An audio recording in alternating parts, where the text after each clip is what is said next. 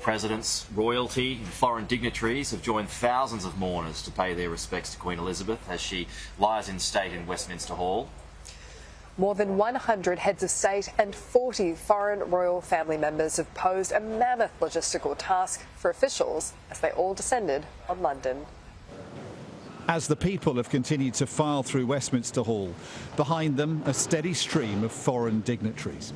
The kings of Spain and Sweden. The First Lady of Ukraine, clearly moved, and presidents from around the world. US President Joe Biden joining mourners to pay his respects. She was the same in person as her image. Decent, honorable, and all about service.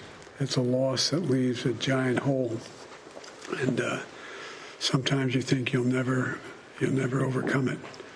But as I've told the king, she's going to be with him every step of the way, every minute, every moment. And that's a reassuring notion. One of 100 heads of governments gathering here. From emperors to crown princes, there are 20 royals among 500 foreign guests. Mr. Prime Minister of Antigua and Barbuda. They know this will never be repeated because a unique era is drawing to a close. Another beginning, not least for the Commonwealth, whose leaders met King Charles earlier today. On the eve of the funeral, a prediction from the President of Trinidad and Tobago that under the new king, more and more Commonwealth countries will give up the monarch as head of state, as the times continue changing. There is a feeling now, after all these years, that the sovereign should really be the people. And that to have a sovereign from a country that is far removed, not only geographically, but culturally, right, might not necessarily be the best thing at this time of the nation's development. So I think that perhaps the process will begin speeding up in various territories. What would be your emotions? What will be going through your mind as you sit in the Abbey tomorrow looking back on the era?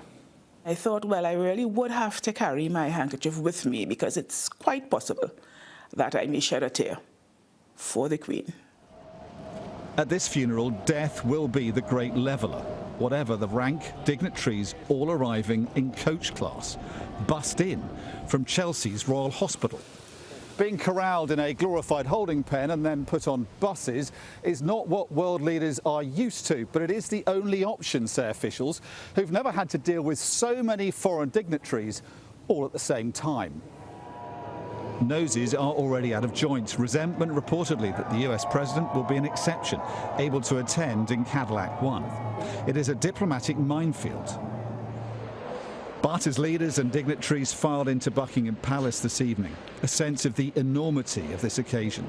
The world's most influential and powerful people gathering together to pay a final tribute to a monarch loved like no other.